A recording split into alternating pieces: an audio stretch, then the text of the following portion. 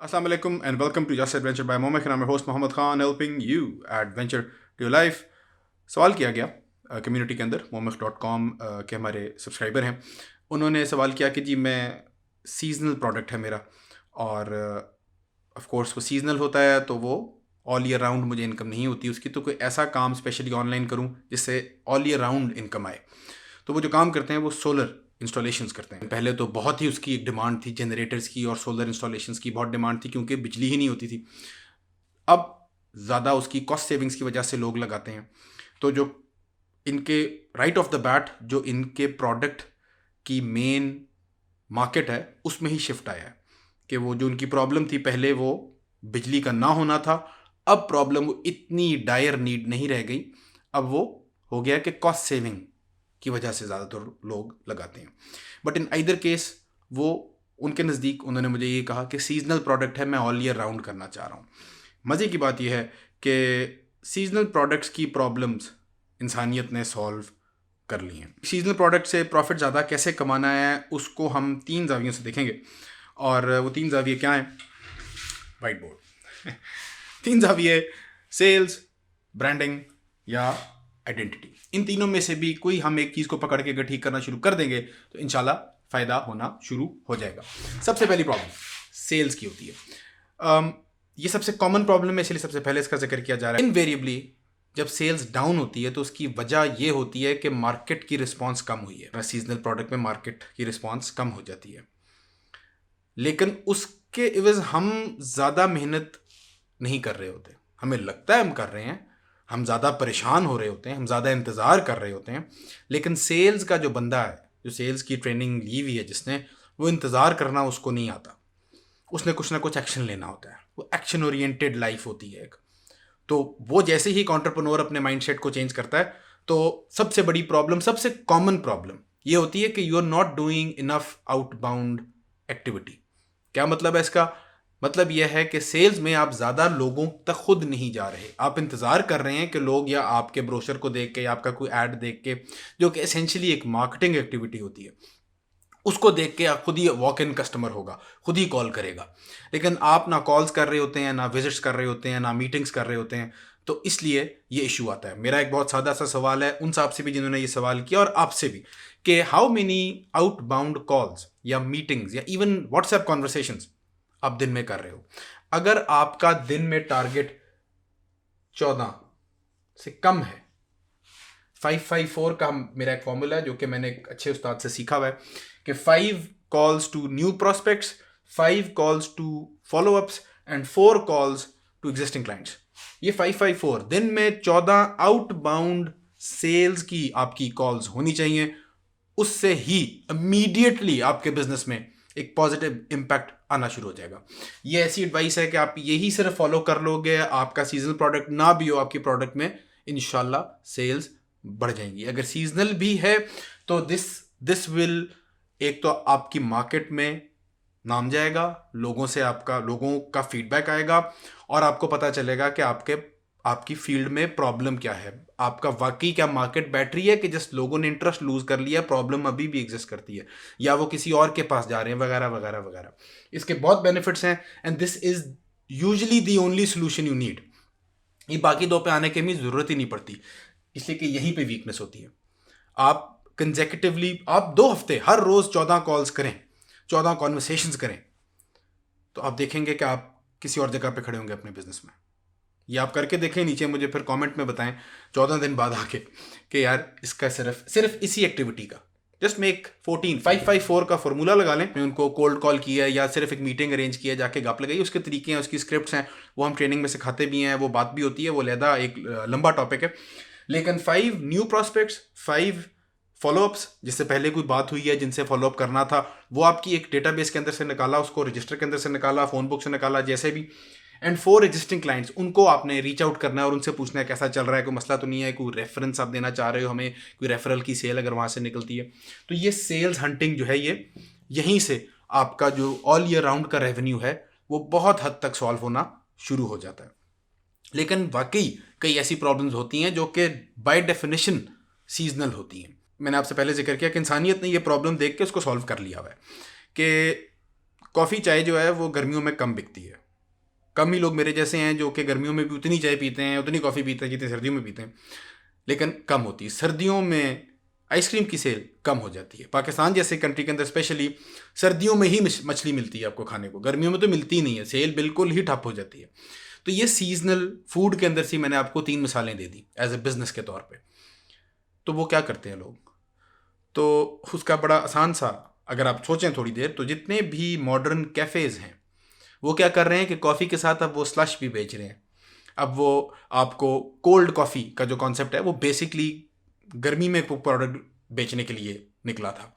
Ice tea again एक बहुत आम सी चीज़ बन चुकी हुई है, स्पेशली वेस्टर्न वर्ल्ड के अंदर। हमारे यहाँ पे क्या है, जो सियाना ढाबे वाला है वो चाय भी बेचता है सर्दियों में, और गर्मियों में साथ वो जूस भी बेचना शुरू कर देता है, रबड़ी का दूध भी बेचना शुरू कर देता है, कि उसको पता है कि उसका जो क्लाइंटेल है वो क्या चाह रहा है। वो सिर्फ चाय का कप नहीं चाह रहा, वो एक बहाना भी चाह रहा है कि बाहर आके बैठे, अपने दोस्तों के साथ बैठे, तो किसी चीज़ के एवज बैठे, कुछ हो बीच में, जिसे हम कहते हैं कि food is a great social lubricant, कि वो मीटिंग्स और गपशप के लिए आसानी पैदा कर देता है, खाना पीना गपशप के लिए आसानी पैदा कर देता है। तो वो एक बिजनेस ने वो समझ के उस लिहाज से अपना प्रोडक्ट एडजस्ट कर लिया। करेंगे डिटेल में आइडेंटिटी के ऊपर, लेकिन हम ब्रांडिंग के ऊपर अभी बात करते हैं कि आपकी ब्रांडिंग की एफर्ट्स कितनी स्ट्रांग हैं, कि आप अपनी कम्युनिटी को सर्विस कर रहे हैं, कि आपके नज़दीक आपका जो क्लाइंट है बस वो सिर्फ ये है कि यार बस पैसे कमाए और चल सो चल। बहुत दफ़ा ऐसे होता है कि आप कोई चीज़ एक बेचते हैं, क्लाइंट ने आपको पैसे दिए हैं, ट्रांजैक्शन की है, उसने ट्रस्ट किया है आपके प्रोडक्ट के ऊपर, आपको उसने पैसे दिए और आपका प्रोडक्ट या सर्विस ली है। उसके बाद उस क्लाइंट को आप कभी वापस कॉल बैक नहीं करते, उससे कभी कांटेक्ट नहीं करने की कोशिश करते, उससे फीडबैक नहीं लेते, उससे और रेफरेंस निकालने की कोशिश नहीं करते। क्यों?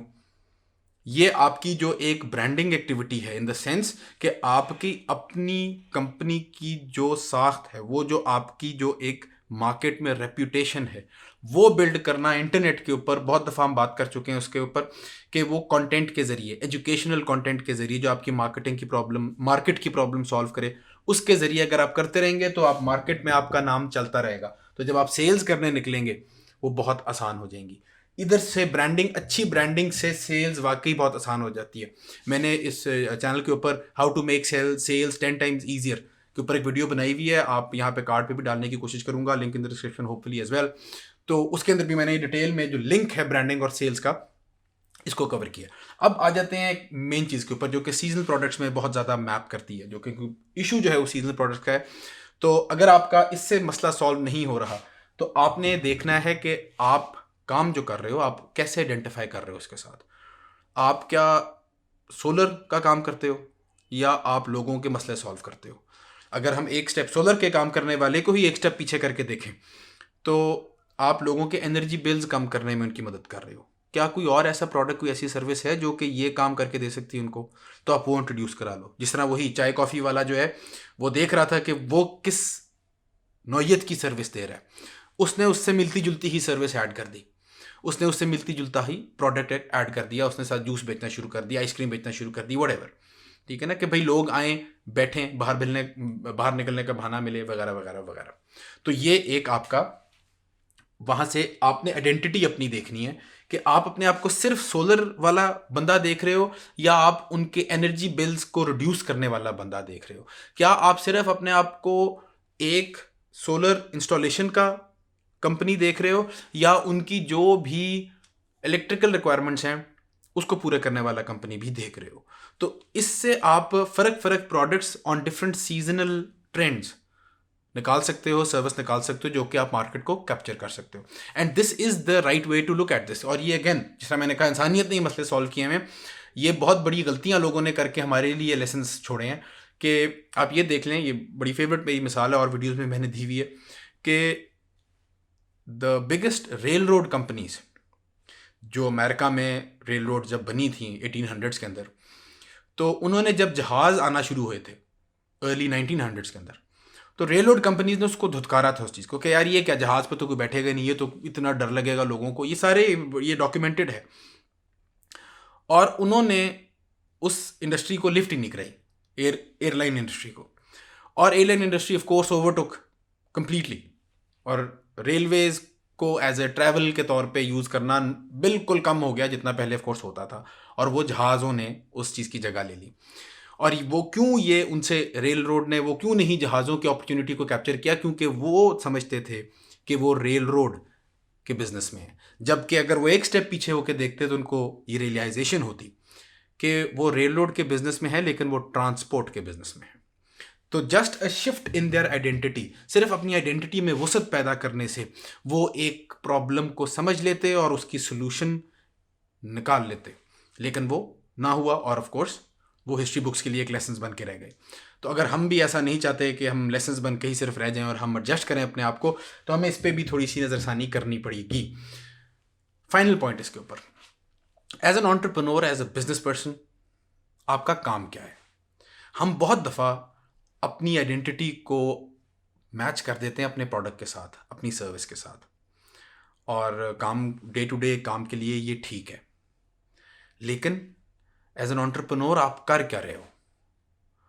आपने एक स्टेप, आप अगर आप सोलर इंस्टॉलेशंस कर रहे हैं, आप लोगों को चाय कॉफ़ी दे रहे हैं, आप लोगों को केक दे रहे हैं, आप लोगों की वेबसाइट्स बना रहे हैं, आप कुछ भी कर रहे हैं, आप लोगों को ट्रेन कर रहे हैं, एजुकेट कर रहे हैं, कुछ भी कर रहे हैं, आप लोगों को वो चीज़ तो दे ही रहे हैं, लेकिन आप उनकी एक और प्रॉब्लम है उनकी कोई जो आप सॉल्व कर रहे हैं। So you are essentially a problem solver. और आप सारे एंटरप्रेन्योर जब ये सोचते हैं ना, तो वो एक ही जगह पे आके खड़े होते हैं। Every successful business solves a problem. तो जितना आप पीछे आते जाएंगे उतना आसान हो जाएगा आपके लिए अपने प्रोडक्ट लाइन को शिफ्ट करना, अपनी सर्विसेज को एडजस्ट करना मार्केट के लिहाज से, because you are concern with your community. आप कम्युनिटी को सुनते रहते हो, उनकी प्रॉब्लम्स को सॉल्व करने की फिक्र में लगे रहते हो, क्योंकि आपके प्रॉफिट्स आपने डिलिबरेटली कम्युनिटी की प्रॉब्लम्स के साथ डायरेक्टली जोड़ दिए हैं। तो उनका भला आपका भला है। तो ये सिर्फ फ़लसफ़ा नहीं है, इसी तरह आप फ़लसफ़े को उठा के एग्जैक्ट लाइफ के अंदर इंटीग्रेट इंशाल्लाह कर सकते हो। मुझे उम्मीद है ये वीडियो आपके लिए बेनिफिशियल रही होगी। अगर ये वीडियो पसंद आई है तो इसको 10 लाइक मारो, शेयर करो दोस्तों में, and of course I invite you to join momiq.com। वहाँ पे आप आओ, उधर आपको फ्री ट्रेनिंग मिलेगी, how to convert your idea and hobby into an online business. अच्छी, extensive, well reviewed, proven step by step workshops हैं जो कि इंशाल्लाह आपको बहुत फ़ायदा आएगा। Hope to see you there as well. दुआ में याद रखें। अल्लाह हाफ़िज़।